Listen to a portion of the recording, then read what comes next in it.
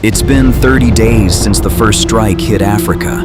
How did it even begin? Why would one nation take such a risk? And could an entire continent really be pushed to the edge? At first, it didn't make sense. Missiles lighting up the night sky, drones humming over distant cities. But the answers start to become clear. This wasn't random. There were reasons, strategic ones, behind it all. This wasn't just aggression. It was a decision born from fear, survival, and calculation.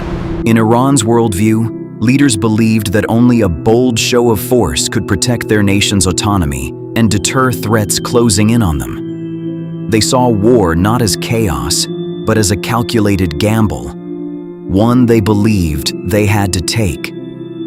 Let's go back a few weeks. When everything was still normal, Iran was testing drones, quietly, precisely. Across Africa, military exercises came and went like routine drills. Nothing unusual, nothing alarming.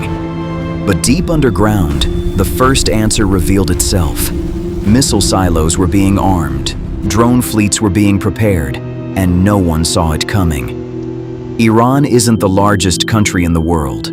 But when it comes to force projection, it's built for strategy. Its armed forces include ground units, aerospace forces, and one of the largest missile arsenals in its region, with thousands of active troops and long-range rockets designed for deterrence and retaliation. Iran doesn't fight with sheer numbers. It fights with timing, with precision, with planning. And now, it makes its move.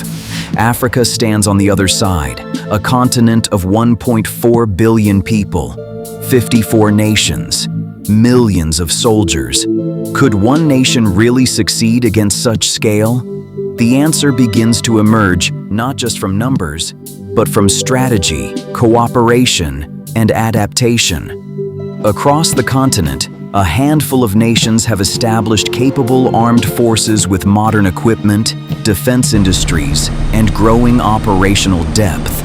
Egypt, Algeria, South Africa, and Nigeria all have substantial militaries focused on defense readiness and regional security. But beyond individual countries, Africa's strength lies in its terrain and diversity. Deserts, jungles, savannas, and mountains that make any large-scale invasion difficult. The war begins silently. Drones cross the sky before anyone hears them. Missiles follow, striking ports, airports, and key infrastructure. Explosions ripple across coastlines, cities freeze, sirens scream. Iran's precision seems unstoppable at first, but Africa responds. Not as one, but not as many either.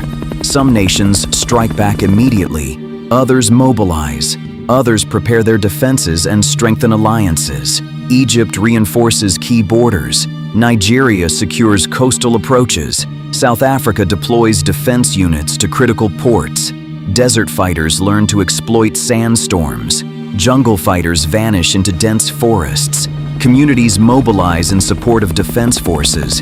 Africa's unpredictability becomes its greatest weapon. This conflict quickly changes character. It's no longer just missiles versus defenses. It's strategy versus adaptation. Electronic warfare jams incoming signals. Local militias support conventional forces. Counter-drone radar systems begin detecting and intercepting unmanned threats. What looked like an unstoppable assault becomes a battle of endurance, ingenuity, and cooperation. Then the world notices. Global trade routes break down. Shipping lanes become too dangerous. Oil prices spike. Could this crisis stay regional? No. It becomes a global chessboard. Every move is watched, every decision countered, and the outcome, it depends.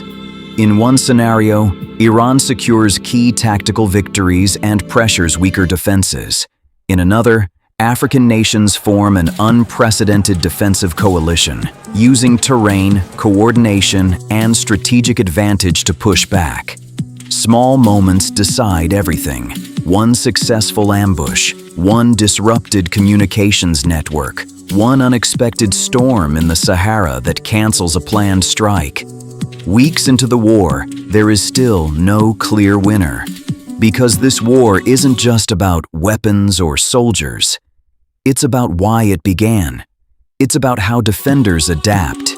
It's about the unpredictable nature of human decisions and geography. So, what if one country tried to take on an entire continent? The answer depends on how the story unfolds.